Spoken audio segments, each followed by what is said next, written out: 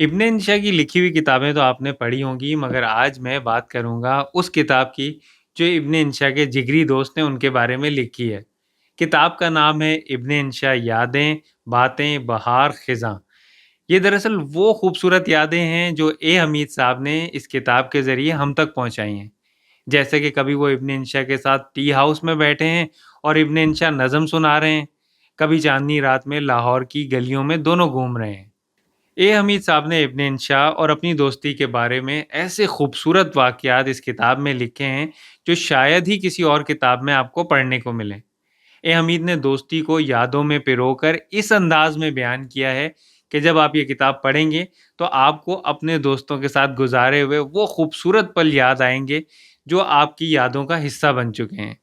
کتاب کے کچھ حصے میں آپ کی خدمت میں پیش کرنا چاہتا ہوں۔ اے حمید صاحب لکھتے ہیں کہ حسرت صاحب کا مزاحیہ کالم حرف و حکایت ابن انشا کا پسندیدہ کالم تھا۔ وہ مجھے پڑھ کر سنایا کرتا تھا، خود بھی ہنستا، مجھے بھی ہنسایا کرتا۔ ابن انشا کے ہنسنے کا انداز بالکل بچوں جیسا لاابالی اور تزا سے پاک تھا۔ ہنسی اس کے اندر پھلجڑی بن کر چھوٹتی اور وہ ہنستے ہنستے سر کو پیچھے کر لیا کرتا، پھر سر آگے کر کے ہنستا اور گردن کو پیچھے جھکا لیتا۔ اس کے کہے بڑے چھوٹے چھوٹے اور بے ساختہ ہوتے۔ زیادہ ہنسی آتی تو وہ اٹھ کر کھڑا ہو جایا کرتا۔ دوستوں، جب دوستی مضبوط ہو جاتی ہے تو پھر ایسے ہی ہوتا ہے کہ دوست کی ایک ایک ادا یاد رہ جاتی ہے، جیسے اے حمید صاحب کو تھی۔ ابن انشا کی مشہور نظم بغداد کی ایک رات کے بارے میں تو آپ نے سنا ہوگا، اور پھر یہ بھی سنا ہوگا کہ ابن انشا مشکل ہی کسی کو شعر سنایا کرتے تھے۔ مگر ایک دن لاہور کے ایک ریسٹورنٹ میں افسانوی ماحول تھا، جب لاہور کا موسم ابر آلود تھا۔ ابن انشا نے پہلی بار اپنی طویل نظم اے حمید کو سنائی۔ ابن انشا نے اس دن چیک کوٹ پہن رکھا تھا، گلے میں مفلر تھا، چہرے پر باوقار سنجیدگی تھی۔ انہوں نے جیب سے کاغذ نکال کر میز پر رکھے اور اپنی اینک صاف کی، اور پھر بولے کہ بھائی میری نظم سنو، بغداد کی ایک رات۔ انہوں نے بڑی پرسکون دھیمی آواز میں نظم سنانا شروع کی۔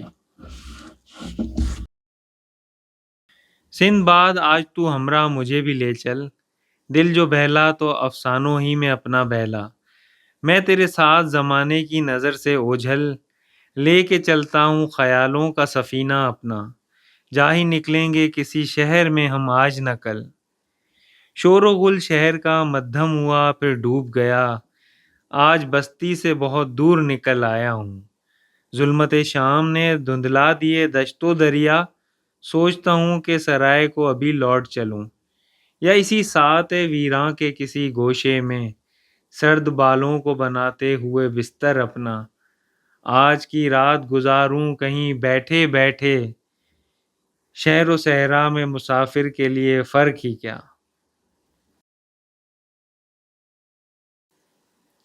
اے حمید ابن انشا کی یادوں کو اس کتاب میں کچھ اس طریقے سے بھی بیان کرتے ہیں۔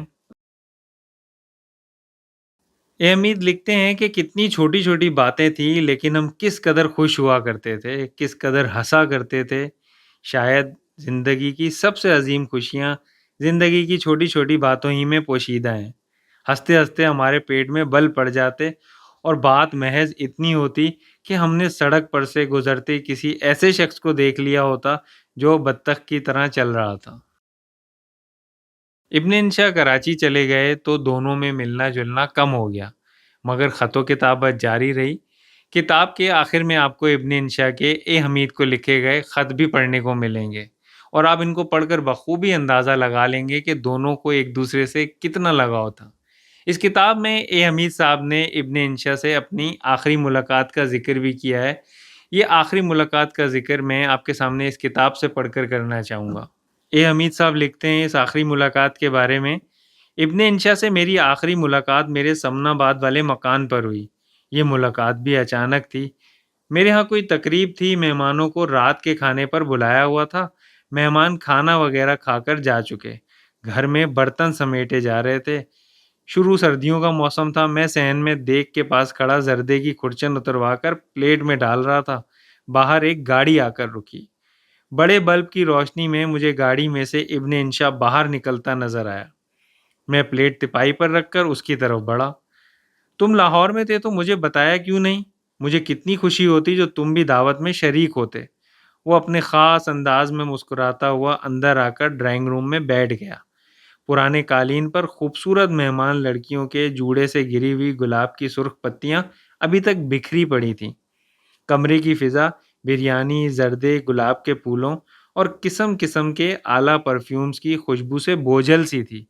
ابن انشا صوفے کے کونے میں بیٹھ گیا۔ میں نے ریحانہ سے کہا، کھانا لے آؤ۔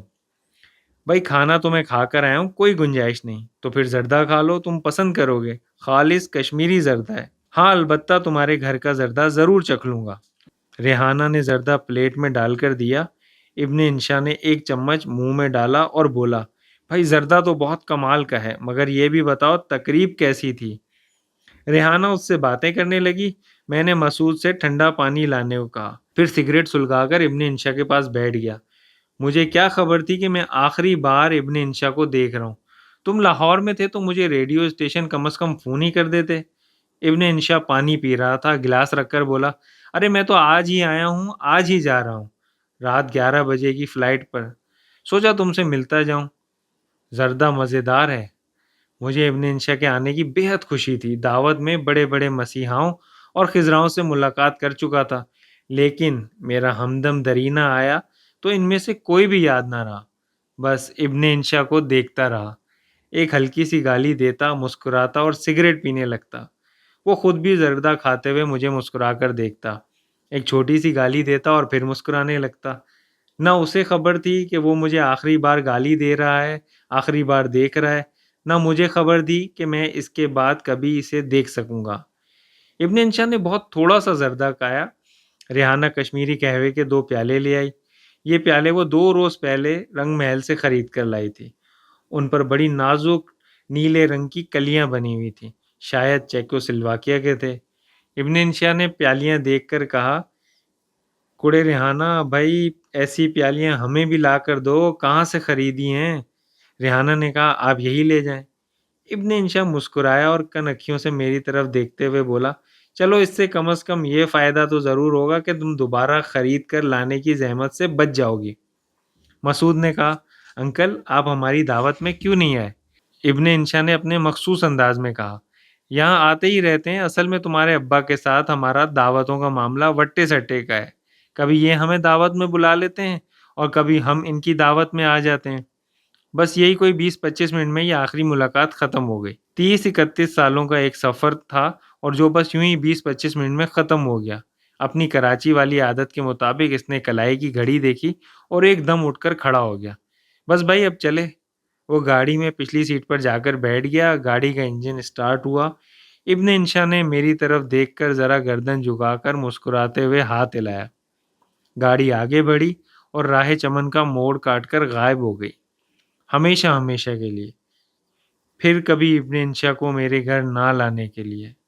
سوچتا ہوں اگر وہ پیدل میرے گھر سے جاتا تو شاید مجھ سے ہمیشہ ہمیشہ کے لیے جدا نہ ہوتا، لیکن یہ تو میری سوچ ہے، ابن انشا سے محبت کرنے والے کی سوچ، پیدل چلنے والے کی سوچ۔ مجھے کیا معلوم تھا کہ ابن انشا جو گاڑی کی پچھلی سیٹ پر بیٹھا ہاتھ ہلا ہلا کر مجھ سے رخصت ہو رہا ہے، پھر کبھی مجھ سے ملنے نہیں آئے گا، اور میں اگر زمین کے ساتھ ساتھ سورج کے مدار کے اربوں چکر بھی لگاؤں تو اس کا مسکراتا ہوا چہرہ نہ دیکھ سکوں گا۔ اب عجیب عجیب خبریں آنے لگیں۔ کسی نے کہا ابن انشا بہت بیمار ہے، ابن انشا لندن میں ہے، ابن انشا لندن کے اسپتال میں ہے، اسے کینسر ہو گیا ہے۔ میں نے اسے لندن خط لکھا، اس کے لیے دعا کی۔ اس نے مجھے اپنا آخری خط لکھا، تم فکر کیوں کرتے ہو، مجھے کچھ نہیں ہوا، تمہیں میری بیماری کی فکر ہوئی ہے تو اب مجھے بھی تشویش لگی ہے۔ میں جواب دینے کے لیے سوچ ہی رہا تھا کہ اخبار میں خبر آئی ابن انشا کی حالت نازک ہو گئی، اور پھر ایک روز میں نے اخبار میں ایک تابوت دیکھا جس کے شیشے سے ابن انشا کا خاموش چہرہ دکھائی دے رہا تھا۔ دوستوں میں نے پوری کوشش کی کہ اے حمید اور ابن انشا کی محبت بھری یادیں آپ کے سامنے پیش کروں۔ اگر آپ کو یہ ویڈیو پسند آئی ہو تو لائک شیئر کریں اور ریڈرز ریپبلک کو سبسکرائب کریں۔